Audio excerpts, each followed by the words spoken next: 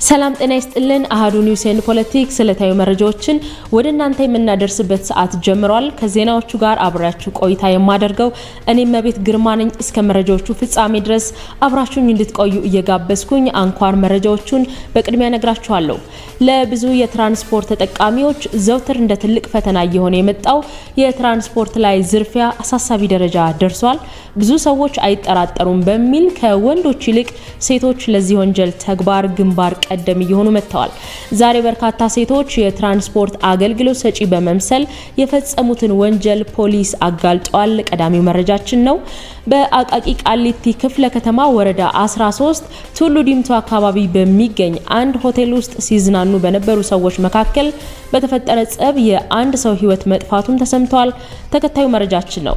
በቪዛ ምክንያት ሶማሊያዊው ዳኛ ኦመር አርታን ከዓለም ዋንጫ ውጪ መሆኑም ታውቋል። እነዚህንና ሌሎች ዝርዝር መረጃዎችን አካትቼ ወደ እናንተ አደርሳለሁኝ። እስከ መረጃው ፍጻሜ ድረስ አብራችሁኝ እንድትቆዩ ጋበዝኩኝ። ወደ ዝርዝር ተሻገርኩኝ። መንግስት 30% ድርሻ ያለበት ዘመናዊ ግራውንድ ፕላስ 4 የገበያ ማዕከል ላይ የንግድ ሱቅ ባለቤት የምትሆኑበትን ወርቃማ እድል ገበያው በደራበት በመርካቶ ተክለ ሃይማኖት አቅርበንልዎታል። 100% መክፈል ለምትፈልጉ 10 ደንበኞቻችን ብቻ የማይደገም 15% እውነተኛ ቅናሽ እናደርጋለን። ከኛ ሱቅ ሲገዙ ለተጨማሪ ጋራ መገልገያ የማይከፍሉ ሲሆን ማለትም በኔት ኤሪያ ብቻ እናስተናግደውታለን። ከ22 ካሬ ጀምሮ በፈለጉት የካሬ አማራጭ ከ1.3 ሚሊዮን ብር ቅድመ ክፍያ ጀምሮ ከ3.7 ሚሊዮን ብር ጠቅላላ ክፍያ ጀምሮ በአንድ ዓመት የሚረከቡት የንግድ ሱቅ ባለቤት ይሆኑ። በተጨማሪም በፒያሳ አራዳ ፓርክና ወዳጅነት ፓርክ ፊት ለፊት ከባለ 1 እስከ ባለ 3 መኝታ ቤቶችን በ30% እውነተኛ ቅናሽም አቅርበንልዎታል። ምን ይጠብቃሉ? አሁኑኑ ፈጥነው ይደውሉልን። 0931 07 3818 ወይንም ደግሞ 0993 70 5097 ይደውሉልን።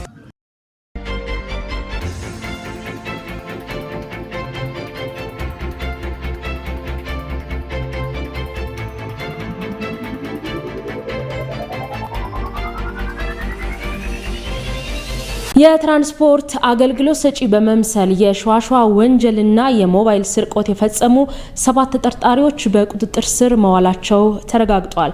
ተጠርጣሪዎቹ የወንጀል ድርጊቱን የፈጸሙት በአቃቂ ቃሊቲ ክፍለ ከተማ ወረዳ 6 ልዩ ቦታው ሳሪስ አቦ የትራፊክ መብራት አካባቢ ነው። ኮድ 3 ኦሮ በሆነ ሚኒባስ ተሽከርካሪ የትራንስፖርት አገልግሎት ሰጪና ተጠቃሚ በመምሰል አዲሱ መኮንንና ኢሳያስ ደገፋ የተባሉ የግል ተበዳዮችን በመጫን ጥቂት እንደተጓዙ ኪሳቸው ውስጥ የነበረውን የሞባይል ስልክና ገንዘብ ለመውሰድ ሲሞክሩ የግል ተበዳዮችም ወንጀሉን ለመከላከል በሚሞክሩበት ወቅት ገፍትረዋቸው በፍጥነት በመጓዝ ላይ ሳሉ ከሌላ ተሽከርካሪ ጋር በመጋጨት ሊቆሙ ችለዋል። በወቅቱ ድርጊቱን በተመለከተ የአካባቢው ህብረተሰብና በትራፊክ ፖሊስ አማካኝነት በተሽከርካሪ ውስጥ የነበሩ ትዕግስት ጌታቸው፣ ገነት ደሳለኝ፣ ሜላት ጌታቸው፣ ኢየሩሳሌም ጌታነህና መዓዛ ማሞ የተባሉ ተጠርጣሪዎችን ከ6 የተለያዩ ስማርት ሞባይል ስልኮችና 11 ሚሞሪ ካርዶች ጋር ይዘዋል።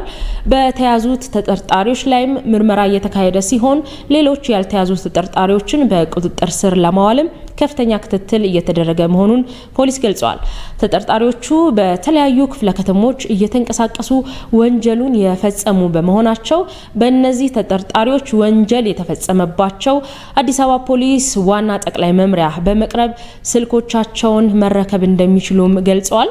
በተያዘም እንግዲህ በቦሌ ክፍለ ከተማ ወረዳ 12 ልዩ ቦታው ቡልቡላ ተብሎ በሚጠራው አካባቢ ፖሊስ ከህብረተሰቡ በደረሰው ጥቆማ የሞባይል ስርቆት ወንጀል ይፈጽማሉ የተባሉ ሀብታሙ ዮሐንስና አንተነ ዮሐንስን በቁጥጥር ስር በማዋል ባደረገው ምርመራ 4 ስማርት የሞባይል ስልኮችን ሊይዝ ችሏል። በተመሳሳይ በእነዚህ ተጠርጣሪዎችም የሞባይል ስልክ የተወሰደባቸው የግል ተበዳዮች ካሉ በአዲስ አበባ ፖሊስ ዋና ጠቅላይ መምሪያ በመምጣት ስልኮቻቸውን በመለየት መረከብ እንደሚችሉም ፖሊስ አስታውቋል። የምሽት መዝናኛ ቤት ውስጥ በተፈጠረ ጸብ የአንድ ሰው ሕይወት መጥፋቱን ተከትሎ ከግድያው ጋር ግንኙነት ያላቸውን ተጠርጣሪዎች በቁጥጥር ስር አውሎ ምርመራ መቀጠሉን የአዲስ አበባ ፖሊስ ዋና ጠቅላይ መምሪያ አስታውቋል። ግንቦት 30 ቀን 2018 ዓ.ም በአቃቂ ቃሊቲ ክፍለ ከተማ ወረዳ 13 ልዩ ቦታው ቱሉ ዲምቱ አካባቢ በሚገኝ ሆልስቴ ሆቴል ውስጥ ሊዝናኑ በነበሩ ሰዎች መካከል በተፈጠረ ጸብ አቡሽ ባዩ የተባለ ግለሰብ በሽጉጥ ተመቶ ሕይወቱ አልፏል። ፖሊስ ከወንጀሉ ጋር በተያያዘ 12 ሰዎችን በቁጥጥር ስር አውሎ ምርመራውን አጠናክሮ ቀጥሏል። በጸቡ ተሳትፎ የነበረውን አንድ ግለሰብ ከገዳዮቹ ጋር ደግሞ አብሮ ሲዝናና የነበረውን ሌላ ተጠርጣሪ እንዲሁም ለጸቡ መንስኤ እንደሆነች የተጠረጠረች አንዲት አስተናጋጅ ከተያዙት መካከል እንደሚገኙበትም ፖሊስ አሳውቋል። በግለሰቦች መካከል በተፈጠረ አለመግባባት በሰዎችና በንብረት ላይ ጉዳት መድረሱንና ገዳይ ሟች ታጥቆት የነበረውን ሽጉጥ ቀምቶ እንደገደለውም አመላካች መረጃዎችን ማግኘቱን ፖሊስ ገልጾ ወደፊት የምርመራ ውጤትን ይፋ እንደሚያደርግም አስታውቋል። በምርጫው ዕለት ጾታዊ ትንኮሳን ጨምሮ 13 አሳሳቢ የሕግ ጥሰቶች መፈጸማቸው ተገለጸ። የብሔራዊ ምርጫ ቦርድ የመታዘብ ፈቃድ ከወሰዱ ሀገር በቀል የሲቪል ማህበራት መካከል ትምራን የምርጫ ሂደትን አስመልክታ የመጀመሪያ ደረጃ ሪፖርትን አውጥታለች። የትምራን የፕሮግራም ማኔጀር ወይዘሪት ቅድስት ጌታቸው ሪፖርቱን አስመልክቶ የነዚህን 13 አሳሳቢ የህግ ዝርዝር ሁኔታን ተጣርቶ በዋና ሪፖርት ላይ ይፋ የሚደረግ ቢሆንም በመጀመሪያ ደረጃ ሪፖርቷ ግን እንደ ጾታዊ ትንኮሳ ያሉ ተግባራት በምርጫው ዕለት መፈጸማቸውን ከታዛቢዎች በደረሰን ጥቆማ አረጋግጠናል ብለዋል። ወይዘሪት ቅድስት በጉዳዩ ላይ ተጨማሪ የማጣራት ስራ እየተሰራ መሆኑን ጠቁመው በሌላ በኩል በታዛቢዎች ሪፖርት መሰረት ሴቶችን ከፍላጎታቸው ውጪ እንዲመርጡ የማስገደድ ሁኔታ መኖሩንና በሴት መራጮች ላይ ዛቻና ማስፈራሪያ ጭምር መድረሱን አረጋግጠናል ብለዋል። በሪፖርቱ የተገኙ ክስተቶችን ለብሔራዊ ምርጫ ቦርድ አሳውቃችኋል ወይ በሚል አህዱ ላቀረበላቸው ጥያቄ ምላሽ የሰጡት ወይዘሪት ቅድስት ሪፖርቱን ለምርጫ ቦርድ ማስገባታቸውን ገልጸዋል። በሪፖርቱም ወደፊት መስተካከል አለባቸው ተብለው የተለዩ 5 ምክረ ሀሳቦችም ለቦርዱ ማሳወቃቸውን ተናግረዋል። የብሔራዊ ምርጫ ቦርድ ሰብሳቢ ወይዘሮ ሜላተወርቅ ኃይሉ ግንቦት 29 ቀን 2018 ዓ.ም በሰጡት ጋዜጣዊ መግለጫ ከትምራንና ከሌሎች የሲቪል ማህበራት ድርጅቶች የትዝብት ሪፖርት እንደደረሳቸው ማረጋገጣቸው ይታወሳል። ከደረሳቸው ሪፖርቶች መካከልም በተለይም በሴት የምርጫ አስፈጻሚዎች ላይ የማስፈራራት ድርጊት መፈጸሙን የሚገልጽ ሪፖርት መግለጻቸውም ይታወሳል። እርምት ሊወሰድባቸው ይገባል በሚል የቀረቡትን ጉዳዮች በግብአትነት በመውሰድ በቀጣይ የተሻለ ስራ መስራት እንዳለባቸውም ቦርዱ እንደሚያምን መናገራቸው አይዘነጋም። በአጠቃላይ ትምራን 50 ያህል የሰለጠኑ ታዛቢዎችን በማሰማራት በ4 ክልሎችና በ2 ከተማ መስተዳድሮች ውስጥ በሚገኙ 46 የምርጫ ጣቢያዎች ላይ የትዝብት ስራ መስራቷም ተገልጿል። በቪዛ ምክንያት ሶማሊያዊው ዳኛ ኡመር አርታን ከዓለም ዋንጫ ውጪ መሆኑ ታውቋል። ዓለም አቀፍ የእግር ኳስ ማህበር ፊፋ ከአሜሪካ ባለስልጣናት ጋር ከተነጋገረ በኋላ ዳኛ ኡመር አርታን በ2026 ዓለም ዋንጫ ላይ መሳተፍ እንደማይችል አረጋግጧል። ፊፋ በአዘጋጅ ሀገራት የኢሚግሬሽን እና የቪዛ ውሳኔዎች ላይ ጣልቃ እንደማይገባ ገልጾ የአርታን የቪዛ ሁኔታ አሁን ላይ እንደማይቀየር አስታውቀዋል። የዳኞች አለቃ ፒየርሉጂ ኮሊና ለውድድሩ የተመረጡ 52 ዋናና 88 ረዳት ዳኞች በፍሎሪዳ በሚገኝ ማዕከል በጋራ እንዲዘጋጁ መወሰናቸውን ተከትሎ አርታን ከአሜሪካ ውጪ ሆኖ በካናዳ ወይንም በሜክሲኮ የሚደረጉ ጨዋታዎችን ብቻ እንዲመራ ማድረግ እንደማይቻል ተብራርቷል። የሶማሊያ የወጣቶች ስፖርት ሚኒስቴር እንዲሁም በናይሮቢ የሚገኘው የሀገሪቱ ኤምባሲ አርታን ልዩ የዲፕሎማቲክ ፓስፖርትን ጨምሮ ህጋዊ የጉዞ ሰነዶችን ይዞ እንደተጓዘ ገልጿል። የሶማሊያ እግር ኳስ ፌዴሬሽን በጉዳዩ ላይ ከፊፋ አስቸኳይ ማብራሪያ እየጠየቀም ይገኛል። በሌላ በኩል የዋይት ሀውስ የዓለም ዋንጫ ግብረ ኃይል መሪ አርዲ ጁሊያኒ በሰጡት አስተያየት ስለ እገዳው ዝርዝር ምክንያት መናገር ባይችሉም በጉምሩክና ድንበር ጥበቃ የተወሰዱ እርምጃዎች ትክክለኛ ውሳኔ እንደሆነና እንደሚደግፉትም አስታውቀዋል። ለሰዓቱ ያዘጋጀናቸው መረጃዎች እነዚህን ይመስሉ ነበር። ሌሎች ዕለታዊ መረጃዎችን ባልደረቦቼ ያደርሷቸዋል። አዳዲስ መረጃዎችን ለማግኘት ይህንን ቻናል ሰብስክራይብ ማድረጋችሁን አትርሱ። ሀሳብ አስተያየቶቻችሁን ደግሞ በኮሜንት ላይ አስቀምጡልን። ስለምትከታተሉን ከልብ እናመሰግናለን። ሰላም ቆዩን። በድጋሚ ሰላም ለእናንተ ይሁን ውድ አሀዱ ቤተሰቦች በያላችሁበት ሰላምታችን ይድረሳችሁ ብለናል። ከአሀዱ ሬዲዮ 94.3 የሰኔ 2 2018 ዓ.ም የዕለተ ማክሰኞ አሀዱ ልሳን ማለዳችን ተጀምሯል። አሀዱ ልሳን ማለዳውን እየመራው ፍቅር ተቢተው የዓለም ስራ ዘውዱ ቴክኒኩን እየተቆጣጠረች ህይወት የጌትነት የእናንተ ውድ ቤተሰቦቻችን ሀሳብ አስተያየት ጥቆማ እየተቀበለች አብረናችሁ እንዘልቃለን። ለሀሳብ አስተያየት ጥቆማችሁ በ0940 0000 መጨረሻውን 02 እና 03 እንዲሁም 07 እያደረጋችሁ ደውሉልን። 7545 አጭር የጽሁፍ መቀበያችን ነው። በ7545 በቀጥታ መደወልም ይቻላል። አንኳር ዘገባዎቹ ቀዳሚ ናቸው። በምርጫ ዕለት ጾታዊ ትንኮሳን ጨምሮ 13 አሳሳቢ ጥሰቶች መፈጸማቸው ተገለጸ። ከብሔራዊ ምርጫ ቦርድ የመታዘብ ፍቃድ ከወሰዱ ሀገር በቀል የሲቪል ማህበራት መካከል ትምራን የምርጫውን ሂደት አስመልክቶ የመጀመሪያ ደረጃ ሪፖርቱን አውጥቷል። የትምራን የፕሮግራም ኃላፊ ወይዘሪት ቅድስት ጌታቸው ሪፖርቱን አስመልክቶ የነዚህ 13 አሳሳቢ ጥሰቶች ወይም ደግሞ ክስተቶች ዝርዝር ሁኔታ ተጣርቶ በዋናው ሪፖርት ላይ ይፋ የሚደረግ ቢሆንም በመጀመሪያ ደረጃ ሪፖርቱ ግን እንደ ጾታዊ ትንኮሳ ያሉ ተግባራት በምርጫው ዕለት መፈጸማቸውንም ከታዛቢዎች በደረሰ ጥቆማ አረጋግጠናል ብለዋል። ወይዘሪት ቅድስትም በጉዳዩ ላይ ተጨማሪ የማጣራት ስራ እየተሰራ መሆኑን ጠቁመውም በሌላ በኩል በታዛቢዎች ሪፖርት መሰረት ሴቶችን ከፍላጎታቸው ውጪ እንዲመርጡ የማስገደድ ሁኔታ መኖሩንና በሴት መራጮች ላይም እንዲሁ ዛቻና ማስፈራሪያ ጭምር መድረሱንም አረጋግጠናል ብለዋል። እነዚህን 13 ወሳኝ ወይም ደግሞ አሳሳቢ ክስተቶችን በተመለከተ በዋና ሪፖርታችን ላይ በዝርዝር የምናቀርባቸው ነው የሚሆኑት። ግን አብዛኞቹ ነው መጀመሪያ ደረጃ ሪፖርታችን ለመጥቀስ የተሞከሩትን ያካትታሉ። በተለይም ደግሞ ከጾታዊ ትንኮሳ ጋር የስነ ልቦና ጥቃት ጋር በተገናኘ በተለይ ሴቶች ላይ ተለይተው የሚታዩትን የተከሰቱትን ያየንበት ሁኔታዎች አሉ። እንግዲህ እነዚህ ጥቃቶች በሴት መራጮች ላይ የተሰነዘሩ ጥቃቶች ሊሆኑ ይችላሉ። ግን እንደ ቅድም እንዳልኩት በዝርዝር በዋና ሪፖርታችን የሚገልጽ ይሆናል። እንዲሁም ተጨማሪ ማጣራቶች የሚሄድንባቸው ስለሆኑ አሁን ላይ ማውጣት አንችልም። ሌላው የታዘብነው ነገር ተገቢ ያልሆነ የመራጮች ድጋፍን ጋር በተመለከተ ያየንበት ሁኔታ አለ። ያ ማለት ሴቶችን ከነሱ ሀሳብ ውጪ እንዲመርጡ የማስደረግ ነገሮች የታዩበት ሁኔታዎች አሉ። በሴት መራጮች ላይ የሚደረጉ ማስፈራሪያዎችና ዛቻዎች የተመለከትንበት ሁኔታ አለ። እነዚህም የመሳሰሉት እንደ ከ13ቱ አሳሳቢ ጉዳዮች በምርጫው በሴቶች ላይ ሊደርሱ ይችላሉ ተብለው ከሚታሰቡ ጥቃቶች መካከል የተለያዩት ናቸው ማለት ነው። በሪፖርቱ የተገኙ ክስተቶች ወይም ጉዳዮችን እንዲሁም አሳሳቢ ናቸው የተባሉትን ለብሔራዊ ምርጫ ቦርድ አሳውቃቸዋል ወይ በሚል አሀዱ ላቀረበው ጥያቄም ምላሽ የሰጡት ወይዘሪት ቅድስት ሪፖርቱን ለምርጫ ቦርድ ማስገባታቸውን ገልጸው በሪፖርቱም ወደፊት መስተካከል አለባቸው ተብለው የተለዩ 5 ምክረ ሀሳቦችንም ለቦርዱ ማሳወቃቸውን ተናግረዋል።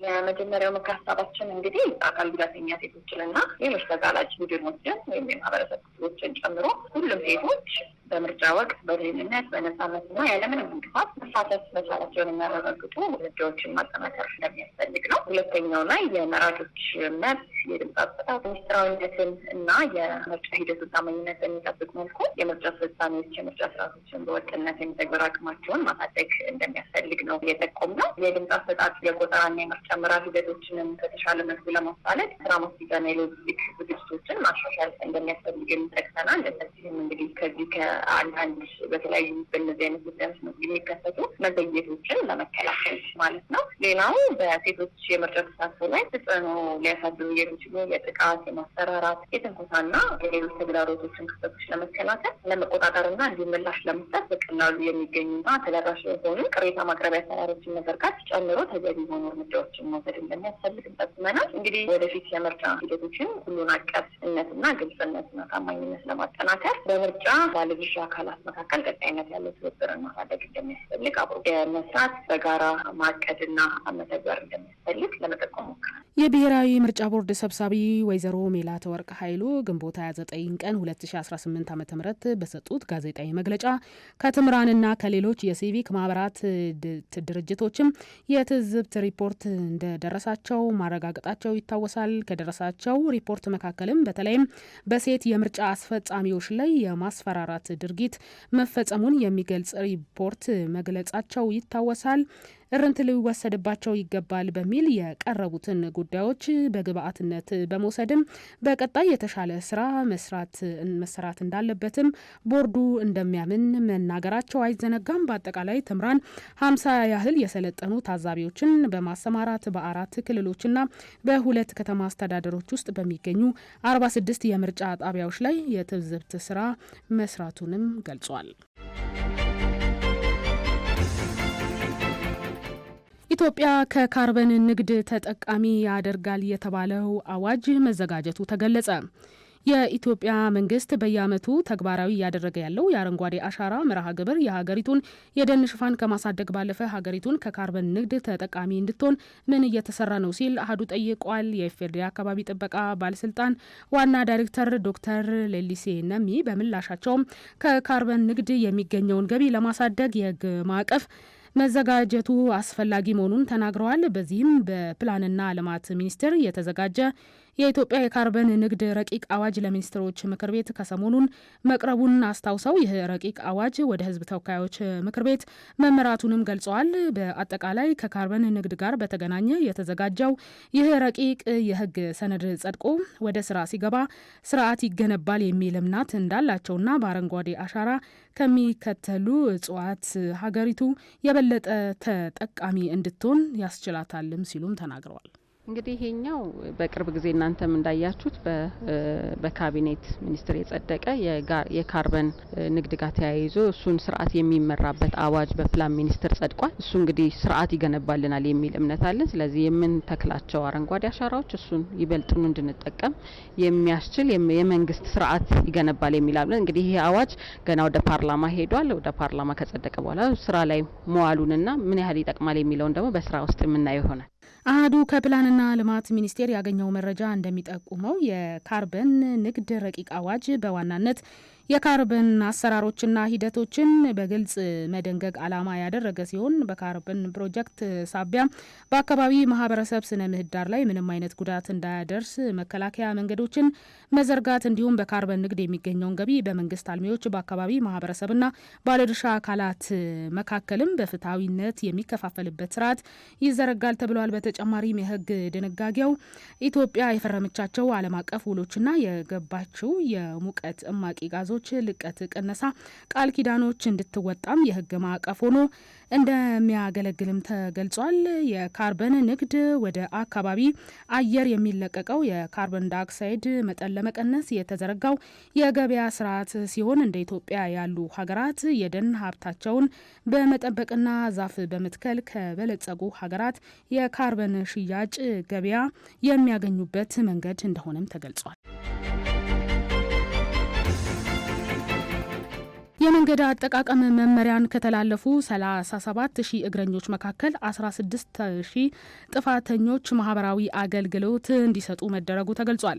የአዲስ አበባ ትራፊክ ማኔጅመንት ባለስልጣን በ2018 የበጀት ዓመት ተገቢውን የመንገድ አጠቃቀም ስርዓት ደንብ በመተላለፋቸው ለቅጣት ከተደራረጉ 37,000 እግረኞች መካከል 16,000 የሚሆኑት በማህበራዊ አገልግሎት እንዲቀጡ መደረጉን አስታውቋል። የባለስልጣኑ የህዝብ ግንኙነትና የኮሚኒኬሽን ጉዳዮች ዳይሬክተር ወይዘሮ ገነት ዲባባ የማህበራዊ አገልግሎት ቅጣቱ አትክልቶችን ውሃ ማጠጣት፣ አካባቢን ማጽዳት፣ አረጋውያንና ተማሪዎችን መንገድ ማሻገርና የመሳሰሉት ማህበራዊ አገልግሎቶችን ያካትታል ብለዋል። የህዝብ ግንኙነትና የኮሚኒኬሽን ጉዳዮች ዳይሬክተሯ የትራፊክ ህጎችን ያላከበሩ እግረኞች ከማህበራዊ አገልግሎት በተጨማሪ ከ20 ሺህ በላይ የትራፊክ ደንብ ተላላፊ እግረኞች ከብር 100 እስከ 150 የሚደርስ የገንዘብ ቅጣትም ተጥሎባቸዋል ብለው ወደ 16,000 የሚሆኑት ናቸው በማህበራዊ አገልግሎት እንዲቀጡ የተደረገው ማለት ነው።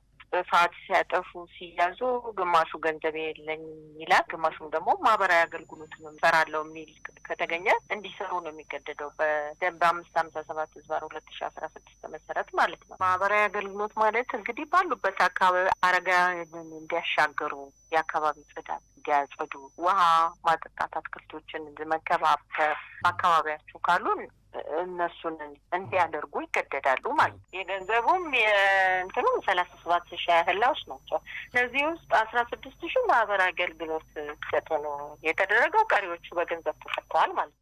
እግረኞችን ለቅጣት ከሚዳርጉ የትራፊክ ደንብ ጥሰቶች መካከል የጆሮ ማዳመጫ ወይም ኤርፎን አድርጎ አስፋልት ወይም ደግሞ መንገድ ማቋረጥ በዋናነት ተጠቅሷል።